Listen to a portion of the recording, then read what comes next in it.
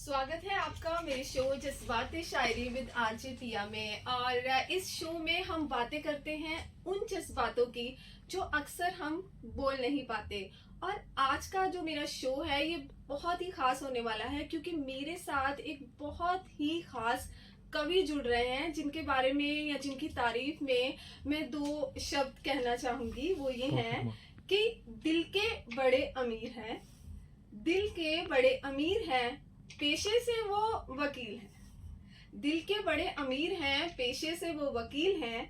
कविताएं जिनकी रूह में बसती हैं, चाय वाले कवि के नाम से वो मशहूर है। तो ज्यादा वक्त ना लेते हुए हम उनसे मिलते हैं और उनका नाम है पलाश अरोड़ा। तो स्वागत है पलाश आपका मेरे शो जज्बाते शायरी में। Thank you so much for inviting मी। और इतना अच्छा इंट्रोडक्शन मुझे आज तक कभी मिला नहीं है क्योंकि मैं अक्सर लोगों के लिए लिखता हूँ, लोग मेरे लिए लिखते नहीं है, तो ये मेरे लिए एक बहुत बड़ी बात है कि ना।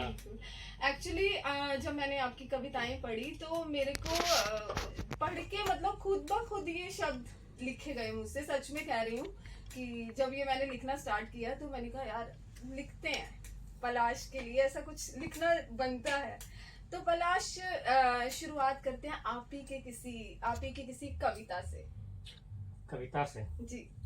तो एक वैसे तो मैं अक्सर यूजुअली पॉलिटिकल उस पे लिखता हूँ जी। और पॉलिटिकल कटाक्ष भी ऐसा होता है कि कोई कम्युनिटी बायस नहीं होती जी जी। कि मतलब अगर जंग चल रही है, दोनों ओर से तलवारें हाथ में है, तो एक कवि की जिम्मेदारी होती है कि फूल बरसाओ, उनके हाथों में फूल दो तलवारों की जगह। तो मैं उस तरीके की बात यही कलम, ये कलम की बहुत बड़ी जिम्मेदारी है। हाँ, जो कि आजकल के कुछ कवि निभा रहे हैं, कुछ कवि पीछे हट जा रहे हैं। जी बिल्कुल ऐसा है। और आप मुझे लगता है निभाने वालों में। मैं बिल्कुल निभाने वालों में से हूँ क्योंकि खौफ नहीं है ना, कोई ऐसा ज्यादा क्या ही कर लेगा, अंत में सबको जाना है। बिल्कुल तो कुछ सच्चाई है। तो कुछ उसी जाने न जाने वाली एक उस पर लिखा था मैंने। अभी हाल फिलहाल एक कविता लिखी शमशान जी, वो मेरी फेवरेट भी है। मैंने वो आपसे ना बोलना था मुझे सुनाओ, बट आप अब सुनाओ। अब मैं शुरुआत ही उससे कर देता हूँ कि आप उससे करें। यूँ लिखा था कि हर कहानी का किस्सा जो शुरू होता है इत्मीनान से जी, हर कहानी का नया किस्सा जो शुरू होता है इत्मीनान से जी। मैं आज तुम्हें मिलवाता हूँ तुम्हारे आखिरी पड़ाव उस शमशान से। वाह क्या बात है। जहाँ न किसी जाति न माया से चिता तुम्हें सुलाती है, यहाँ पहुंचे हर शख्स की उम्र हारी हुई नजर आती है। वाह। कितनों को देखा है मैंने जलते हुए और पल भर में वो खाक हो जाते हैं। घृणा, मोह, कलेश, प्रेम मुझ में मिलकर सब राख हो जाते हैं। न जाने कितनी चीखें मुझ में जिंदा हैं, आज भी शामिल हैं। मुझ में टूटे हर महबूब के जज्बात कामिल हैं।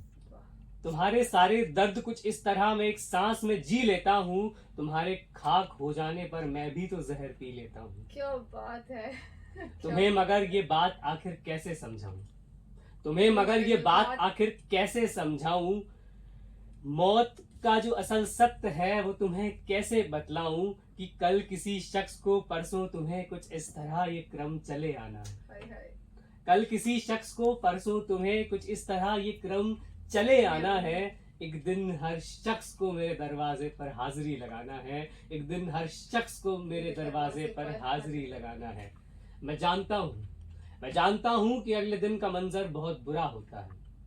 कोई बच्चा, कोई बाप, कोई बूढ़ा आकर सुबह अस्थियां चुन रहा होता है। मैं भी तो हौले से अपना हाथ तुम्हारे बालों पर रखकर सहला देता हूँ, तुम्हें असल जिंदगी का सच बतला देता हूँ कि कुछ भी नहीं रखा जिंदगी को कुछ इस तरह जिया करो कि मौत को भी तुम एक नई जिंदगी की तरह लिया करो कि अंत में हर शख्स का किसी न किसी दिन फैसला आना है, कि अंत में हर शख्स का किसी न किसी दिन फैसला आना है। इस अदालत में मुकदमे का मतलब सिर्फ फना हो जाना है, सिर्फ फना हो जाना है। तो कुछ यूं लिखा था शमशान के बारे में। क्या बात है। मतलब ना जिंदगी की एक कड़वी सच्चाई को आपने बहुत ही सरलता के साथ बयान कर दिया और बहुत ही पॉजिटिव वे में बयान कर दिया है।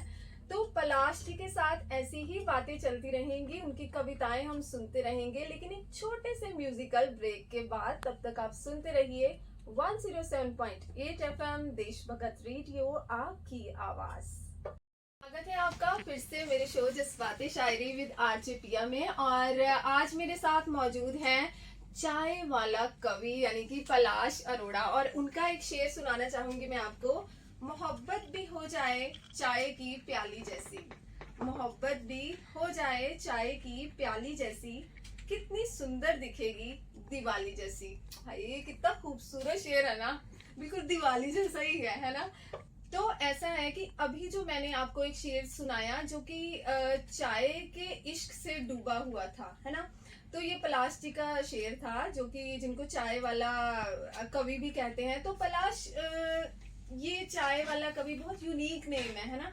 तो इसके बारे में बताएं कुछ।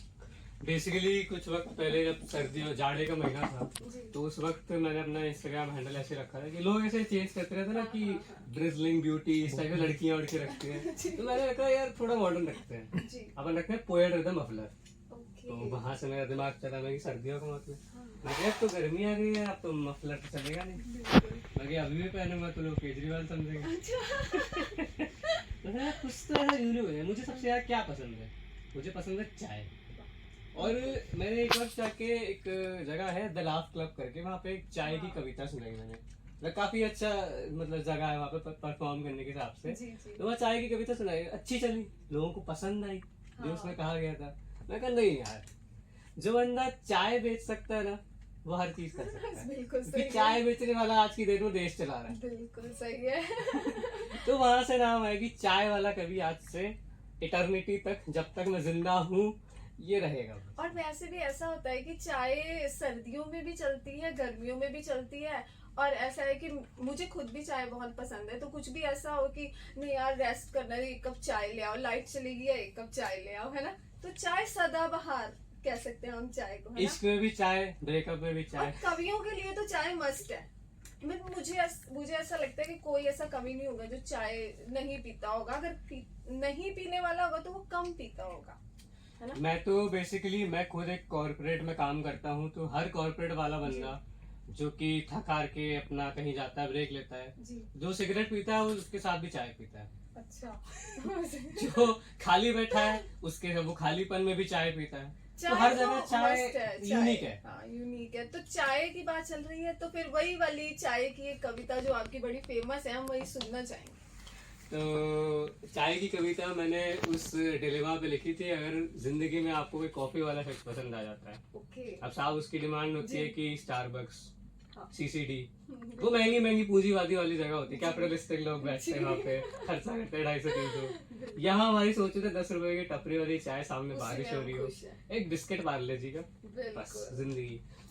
तो कुछ अगर वो शख्स आ रहा है जिंदगी में तो यूँ लिखा था कि आसान नहीं है जानिब, आसान नहीं है जानिब तेरा मेरा मिल पाना, कि आसान नहीं है जानिब तेरा मेरा मिल पाना, तू कॉफी की प्रेमी है मैं चाय का हूँ दीवाना। अरे क्या बात है, तू कॉफी की प्रेमी है मैं चाय का हूँ दीवाना। तू कॉफी की प्रेमी है मैं चाय का हूँ दीवाना, सुबह सुबह जब सूरज अपने घर से बाहर निकलता है, सुबह सुबह जब सूरज अपने घर से बाहर निकलता है, कॉफी की बिक्री नहीं होती चाय का धंधा चलता है, कॉफी की बिक्री नहीं होती चाय का धंधा चलता है, सुख में हो या दुख में जानिब, सुख में हो या दुख में जानिब मन सबका फिसलता है, चाय की एक चुस्की से हर आदमी खिलता है। वाह, ये सच्चाई है। ये बहुत बड़ी सच्चाई सच्चाई है कि चाय बहुत की बड़ी एक चुस्की सच्चाई से ही आदमी का रंग खिलता है। बिल्कुल, चाय वालों से पूछो। हाँ। कि कॉफी का वो रंग एक है, वही काला सा रंग है, जिसके कॉफी का तो नाम भी नहीं पता होते, एस्प्रेसो पता नहीं, मुझे तो अभी तक याद भी नहीं होता है कि कॉफी का वो रंग एक है, चाय में है हरियाली, कॉफी का वो रंग एक है, चाय में है हरियाली, हाय वो खुशबू ऐसी होती दिल में आती खुशहाली, हाय वो खुशबू ऐसी होती दिल में आती खुशहाली। कॉफी है एक स्टेटस सिंबल, मेरे हिसाब से कॉफी बहुत बड़ा स्टेटस सिंबल है, शो ऑफ कर रहे हैं कॉफी बरिस्ता। कि कॉफी है एक स्टेटस सिंबल, चाय से होता मेल प्रिय, मिल जाती है हर कहीं आसानी से, मिल जाती है हर कहीं आसानी से, खेल हो या फिर रेल प्रिय, खेल हो या फिर रेल प्रिय। क्योंकि क्या होता है ना, सुबह सुबह आप जागते हैं, आपकी पहली नींद खुलती है तो आपके कानों में एक आवाज होती है चाय, चाहे आप रेल में हो, चाहे खेल के मैदान में हो, या किसी जगह पे हो, चाय। कॉफी आपको प्रायोरिटी में मिलती है कि मिल जाएगी, चाय हर जगह अवेलेबल है। कि मिल जाती है हर कहीं आसानी से, खेल हो या फिर रेल प्रिय, कि जंग यदि छिड़ जाए कभी तो ईगो पे बात आ गई यहाँ पे। हाँ, बिल्कुल आ गई। कॉफी जंग वाला यदि बोलेगा। छिड़ जाए कभी तो हम आगे मिल जाएंगे, जंग यदि छिड़ जाए कभी तो हम आगे मिल जाएंगे, स्टारबक्स के आगे आकर चाय की दुकान चलाएंगे। वाह, ये लाइन बड़ी फेमस भी हुई थी ना आपकी, है ना? स्टारबक्स के आगे आकर चाय की दुकान चलाएंगे, मान भी जाओ छोड़ भी दो तुम, मान भी जाओ छोड़ भी दो तुम अपना ये आवेश प्रिय। उसको समझाना पड़ रहा है कि आप छोड़ दो, कुछ छोड़ नहीं दो, रखा तुम है भी इस चाय चीज में वाली कि साइड पे आ जाओ। मान भी जाओ छोड़ भी दो तुम अपना ये आवेश प्रिय, देख लो तुम मेरी जानिब, चाय वाला ही चला रहा है देश प्रिय, वाह, चाय वाला ही चला रहा है देश प्रिय। क्या बात है, बहुत ही उम्दा लिखा, बहुत ही उम्दा। ऐसी चाय पे मैंने पहली कविता सुनी है ऐसी। और आगे भी हम पलाश जी से ऐसी ही उनकी कविताएं सुनते रहेंगे एक छोटे से ब्रेक के बाद। तब तक सुनते रहिए 107.8 FM देश भगत रेडियो, आपकी आवाज। जिस कहानी को झूठ समझ रहे थे, वो जिस कहानी को झूठ समझ रहे थे शुरुआत में जाने, मैंने असलियत के वास्ते उसे पहले भाग में ही छोड़ दिया।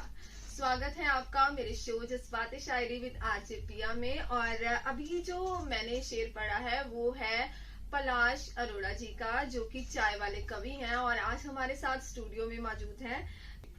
मोहब्बत जिस्म पर लिखी हुई किताब है, कि मोहब्बत जिस्म पर लिखी हुई किताब है, छू लिया तो हवस, छू लिया तो हवस, पढ़ लिया तो आफताब है। वाह, क्या बात है, आफताब भी शेर बोला है आपने। बहुत ही आफताब शेर था ये। और पलाश जी से आगे भी ऐसी शेर और शायरी उनकी सुनते रहेंगे। और पहले सुनिए आप ये खूबसूरत सा गाना और सुनते रहिए 107.8 FM देश भगत रेडियो, आपकी आवाज। सवाल है आपका फिर से मेरे show Jazbaate Shayari with RJ पिया में, और मेरे साथ है आज पलाश। तो पलाश, मैं आपसे ये जानना चाहती हूँ कि शायरी का सफर कैसे स्टार्ट हुआ, कि आपने पहली जो आपकी कविता है आपने कब लिखी, क्या उस टाइम दिमाग में क्या थॉट प्रोसेस चल रहा था कि आज लिखना है? मेरी पहली कविता मैंने लिखी थी शायद अपने कॉलेज के 3rd ईयर में। तो मेरा एक्चुअली में सफर की शुरुआत भी मेरे कॉलेज के 3rd ईयर से हुई थी जी। कि 1st से 3rd मेरा एक्चुअली मैंने BBA LLB का कोर्स किया, तो 5 साल का कोर्स होता है। जी तो स्टार्टिंग के 3 साल तो मैं एक अच्छे बच्चे की तरह पढ़ाई कर रहा था। जी। आई वॉज अपकमिंग लॉयर, जो कि इंटेलिजेंट बनने की कोशिश कर रहा था, इंटेलिजेंट बन चुका था। अच्छा। लॉ पढ़ना, ये करना, घंटे ध्यान देना, पढ़ाई करना, कॉलेज जाना। जी 3rd ईयर में मैं कुछ बेशरम लोगों से मिला, मेरी ही तरह बेशरम, जी जो कि आर्टिस्ट थे, जी। जो कि कॉलेज की ड्रामा टीम के लिए काम करते थे, नुक्कड़ नाटक, थिएटर्स। हाँ, मैं आपने आई थिंक थिएटर, हाँ, मैंने थिएटर्स किए हुए कॉलेज के टाइम पे, नुक्कड़ नाटक। तो मैं वही बता रहा कि उन लोगों से मिला, जी उन लोगों से मैंने बात की, तो थिएटर का सोसाइटी ज्वाइन की। जी। जैसे ऑडिशन देने की जरूरत नहीं पड़ी, जैक लग चुका था, जी। पहले काम किया हुआ था। तो वो जुगाड़ लगी, थिएटर सोसाइटी में आए, जी। लोगों से मिला, उनको सुनाया, तो उन्होंने बताया कि आप जो लिख रहे हो वो ठीक है, अच्छा है, जी मगर और अच्छा हो सकता है, ओके। तो आप पढ़ो। जी। उन्होंने कहा जॉन एलिया को पढ़ो, आप साहिल लुधियानवी को पढ़ो, इसको पढ़ो, उसको पढ़ो। तो पढ़ने लिखने के सफर में कुछ इस तरह वहां से उन लोगों ने मेरा हाथ खींचा कि आप इधर आओ। तो उस तरीके से सफर की शुरुआत हुई। कॉलेज में थिएटर शोज करने लगे, नुक्कड़ नाटक करने लगे, लिखने लगे, गाने लगे, बजाने लगे। तो वो शुरुआत जो थी वहीं से थी। तो पहली कविता भी उसी वक्त में लिखी थी। हालांकि मैं सच में बहुत भुलक्कड़ आदमी हूँ, मुझे याद भी नहीं है मैंने क्या लिखा था, पर फिर भी हम कुछ तो सुनना चाहेंगे। मतलब मैं जर्नी एक्सप्लेन कर सकता हूँ, कविता मुझे ऐसे तो याद नहीं चलिए रहता आप कि फिर ऐसा कीजिए कि जो आपकी जर्नी रही है उसके ऊपर आपने कभी कुछ जरूर लिखा होगा। हाँ, वही मैंने निकाल के रखा था उस जर्नी के लिए कि तमाम रिश्ते बदलते हैं सफर में, तमाम रिश्ते बदलते हैं सफर में, जी लोग पास तो कभी दूर चलते हैं सफर में, वाह लोग पास तो कभी दूर चलते हैं सफर में, इश्क मुकम्मल हो ये फैसला उसी पे छोड़ दो ना, क्या बात। इश्क मुकम्मल हो ये फैसला उसी पे छोड़ दो ना, चराग कभी बुझते तो कभी जलते हैं सफर में, चराग कभी बुझते तो कभी जलते हैं सफर में, मयस्सर से जिंदगी में सोचना क्या है भला, मयस्सर से जिंदगी में सोचना क्या है भला, वाह। मकार रोज गिरते तो कभी बनते हैं सफर में। क्या बात है। आधा अधूरा जो किरदार है जमाने का, आधा अधूरा जो किरदार है जमाने का, वाह। छप जाएगा पूरा किसी रोज खबर में। क्या छप बात। जाएगा पूरा किसी रोज खबर में।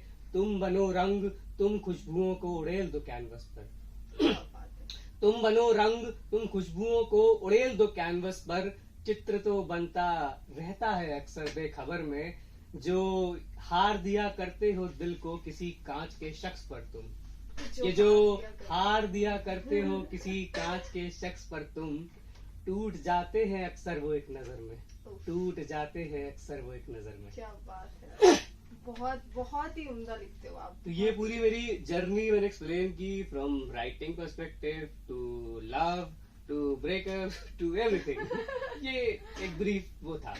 बहुत बहुत अच्छा लिखा आपने, और आगे भी ऐसे कविताएं सुनेंगे, लेकिन इस म्यूजिकल ब्रेक के बाद। तब तक आप सुनते रहिए 107.8 FM देशभगत रेडियो, आपकी आवाज है आपका मेरे show Jazbaate Shayari with RJ पिया में। और मेरे साथ आज जुड़ चुके हैं पलाश अरोड़ा जी, जिनकी ना बहुत ही खूबसूरत सी कविताएं सुन रहे हैं हम। और चलिए उनसे फिर से बात करते हैं।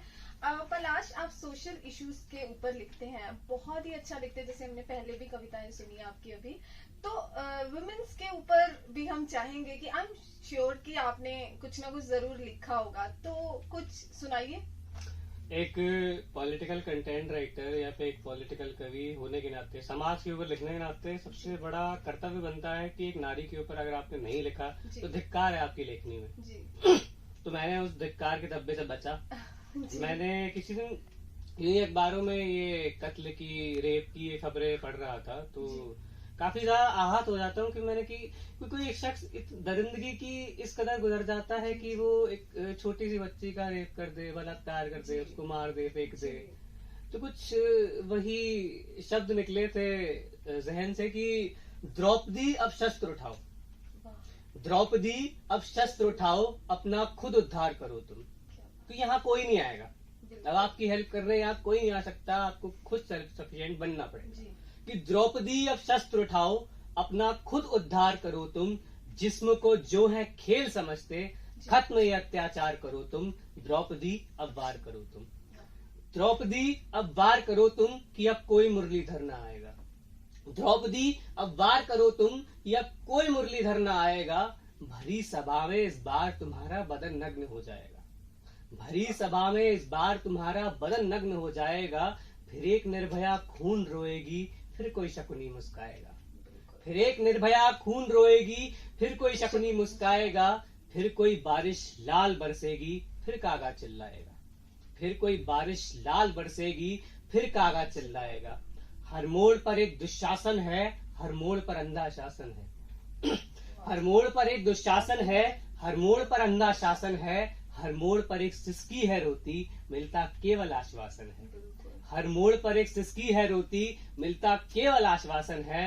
अंधी तो है ही, साथ में गूंगी और बहरी सरकार भी है।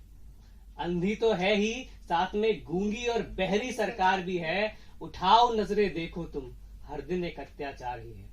उठाओ नजरें देखो तुम, हर दिन एक अत्याचार ही है। द्रौपदी अगर आज तुम मौन रह गई तो कल कौन सवेरा लाएगा। क्या बात है। द्रौपदी अगर आज तुम मौन रह गई तो कल कौन सवेरा लाएगा। बिके हुए उन अखबारों में फिर कोई किस्सा छप जाएगा। बिके हुए इन अखबारों में फिर कोई किस्सा छप जाएगा।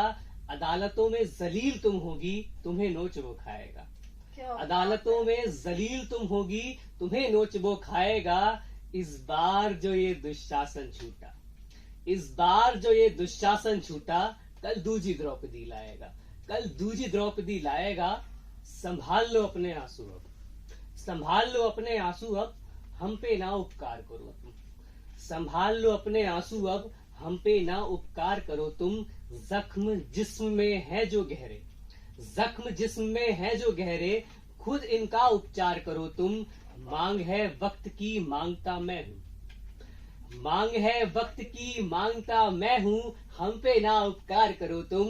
द्रौपदी छोड़कर ये मौन साधना, उठाओ शस्त्र और वार करो तुम। उठाओ शस्त्र और वार करो तुम।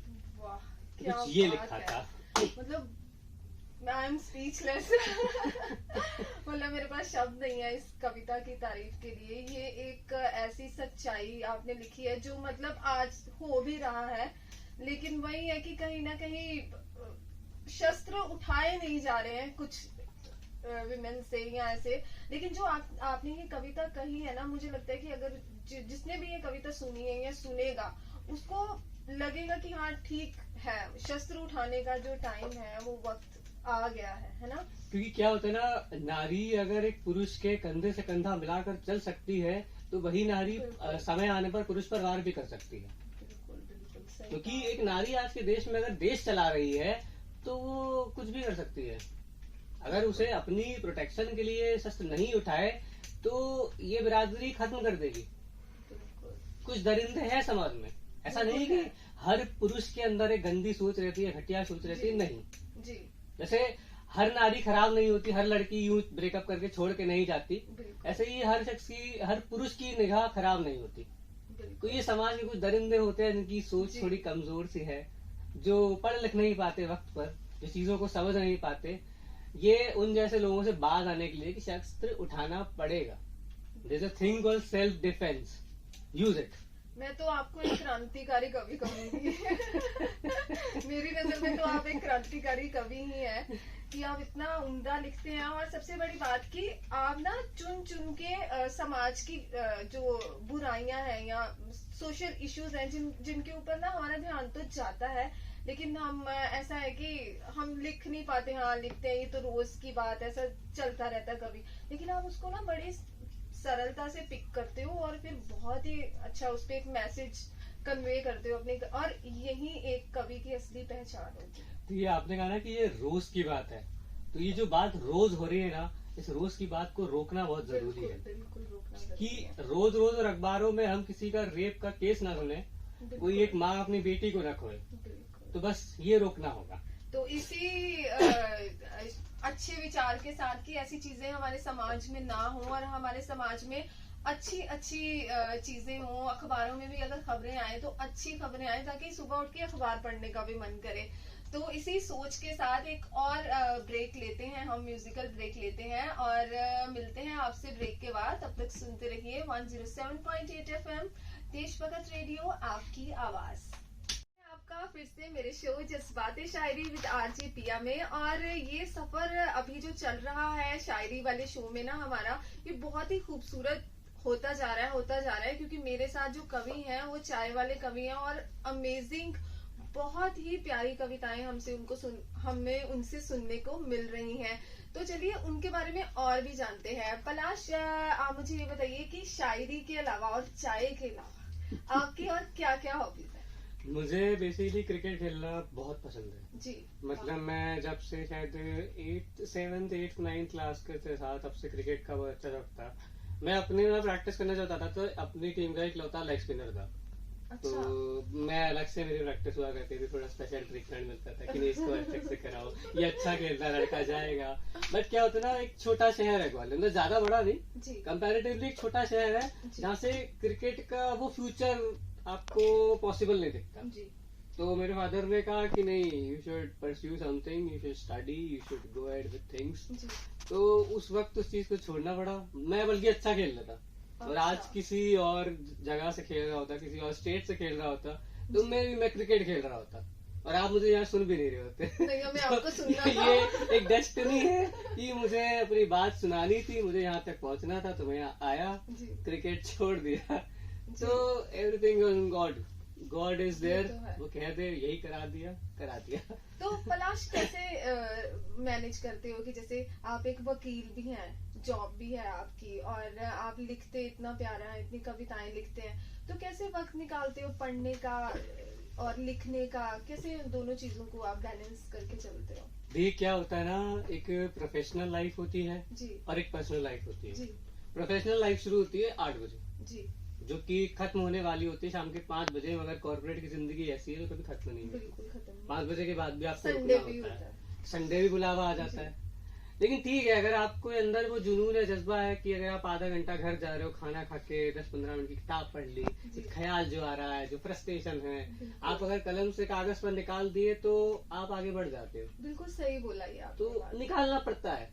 और हम जैसे लोगों की जिंदगी में सिर्फ एक कॉर्पोरेट कल्चर ही नहीं रहता, जी हम एक आर्टिस्ट हैं, हम एक इंसान हैं। जी। इश्क भी होता है, धोखा भी होता है, सब कुछ होता है। तो आपने इश्क की बात करी, तो इश्क पे अब सुनाइए कुछ हमें। देखिए, इश्क पे मैं ऐसे ज्यादा कुछ लिखना मैं उस तरीके से पसंद नहीं कर पाता, क्योंकि लोग लिख चुके हैं और मेरे ख्याल से इश्क पर अच्छा लिखने वाले लिख कर मर चुके हैं। अब जो हम लिख रहे हैं वो सिर्फ रिसाइकल है। हाँ, कुछ मतलब हम उन ख्यालों को दोबारा दोहरा रहे हैं, ये वो इश्क के चांद तारे, ये वो नदी पहाड़। पर मुझे लगता है जो आपने लिखा होगा ना वो डिफरेंट होगा। ये कुछ डिफरेंट तो नहीं, मतलब इस तरीके से एक फीलिंग थी कि एक शख्स से जब आप मिल नहीं पाते हो, इस शख्स के हो नहीं पाते हो, जी। या वो शख्स से जो आप एक्सपेक्टेशन रखते हो उस तरीके से उस एक्सपेक्टेशन पे उतर नहीं पा रहा, जो आपको दे नहीं पा रहा, जिसको जी। समझना चाहिए वो समझ नहीं पा रहा। तो जी। कुछ यूं लिखा था कि वो जो तेरे खतों का एतबार नहीं करता, वो जो तेरे खतों का एतबार नहीं करता, शायर वो झूठ कहता है, सच्चा प्यार नहीं करता। क्या बात है। शायर वो झूठ कहता है, सच्चा प्यार नहीं करता। इसी बात का मलाल रहेगा ताउम्र तुझे, इसी बात का मलाल रहेगा ताउम्र तुझे। इतना भी कोई किसी के लिए इंतजार नहीं करता, इतना भी कोई किसी के लिए इंतजार नहीं करता।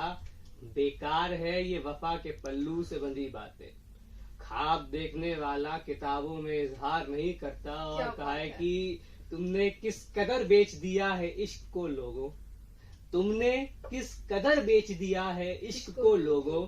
एक ही कमरे में रहते हुए कोई बीच में दीवार नहीं करता, क्या बात एक है। ही कमरे में रहते हुए क्या कोई बीच बात में है, दीवार क्या नहीं बात करता। है। बहुत ही खूबसूरत। और मुझे लगता है इसमें इश्क का सिर्फ एक पहलू कवर नहीं होता है कि सिर्फ एक लड़का और लड़की के बीच वाला इश्क है, ये किसी भी रिलेशनशिप में, दोस्ती में आता है या किसी भी रिलेशनशिप में हम इसको बोल सकते हैं। तो आगे भी पलाश जी से और भी बातें करेंगे हम, तब तक आगे भी हम पलाश जी से और बातें करेंगे, लेकिन एक छोटे से म्यूजिकल ब्रेक के बाद। और तब तक सुनते रहिए आप 107.8 FM देश भगत रेडियो, आपकी आवाज।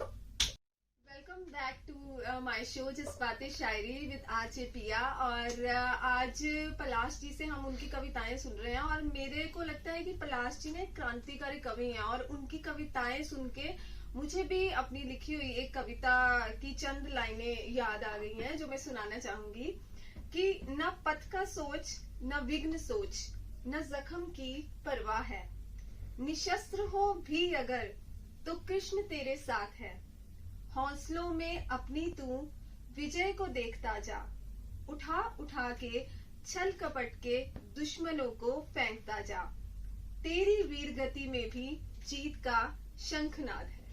क्या बात, बहुत खूब, बहुत खूब। तो चलिए पलाश जी से बात करते हैं। पलाश, आप मुझे ये बताइए कि आपकी इंस्पिरेशन क्या है लाइफ में, और कौन से कवियों को आप पढ़ते हैं, आपका फेवरेट कवि कौन है, उसके बारे में बताइए। देखिए, कवि तो मैंने बहुत सारे पढ़े हैं, कि जैसे मेरे जो चंद फेवरेट कवि हैं वो पहली जो लिस्ट में आते हैं वो है सदात हसन मंटो। अच्छा, बिल्कुल। हाँ, मंटो का स्ट्रेट फॉरवर्ड एक ही कंसेप्ट है कि मैं समाज की चोली क्या उतारूंगा जो पहले से ही रंगी है, इसे कपड़े पहनाना मेरा काम नहीं, मैं काली तख्ती पर सफेद चौक का इस्तेमाल करता हूँ ताकि काली तख्ती और नुमाया हो जाए। तो मतलब उस बंदे में अगर आप पढ़ोगे, उसकी कहानियों में रियलिज्म पढ़ोगे, तो आपको लगेगा कि हाँ यार, यही तो बात है। उस जिस शख्स पे मंटो के ऊपर तो केस हो गया था, उसकी कहते हैं कहानियां आपकी फास्ट है, इसके अंदर बदसलूकी की बात है, गालियां हैं। उसने कहा था गालियां तो हर शख्स सड़क पे चलते चलते देता है ना, तो इसमें किताबों में लिखने से क्या ऐसी बात पलट जाएगी कि ये गंदी है, बेकार है। तो कुछ उस शख्स से इंस्पिरेशन आती है। ऊपर से एक इंस्पिरेशन आती है एक और पागल सा फितूर वाला सा जॉन एलिया। वो तो मेरे भी मतलब वो शख्स कहता है कि तुम जब आओगी तो खोया हुआ पाओगी मुझे, तुम जब आओगी तो खोया हुआ पाओगी मुझे, मेरी तन्हाई में ख्वाबों के सिवा कुछ भी नहीं, मेरे कमरे को सजाने की तमन्ना है तुम्हें। अच्छा, वो चैलेंज करते हैं कि मेरे कमरे को सजाने की तमन्ना है तुम्हें, मेरे कमरे में किताबों के सिवा कुछ भी नहीं। तो जॉन एलिया से तो एक अलग लेवल की इंस्पिरेशन मिलती है कि मतलब ये बंदा क्या बात कहना चाह रहा है। वो तो मुझे ऐसा लगता है उनकी एक एक लाइन में आपको ना मतलब ऐसा पढ़ने को मिलेगा ना।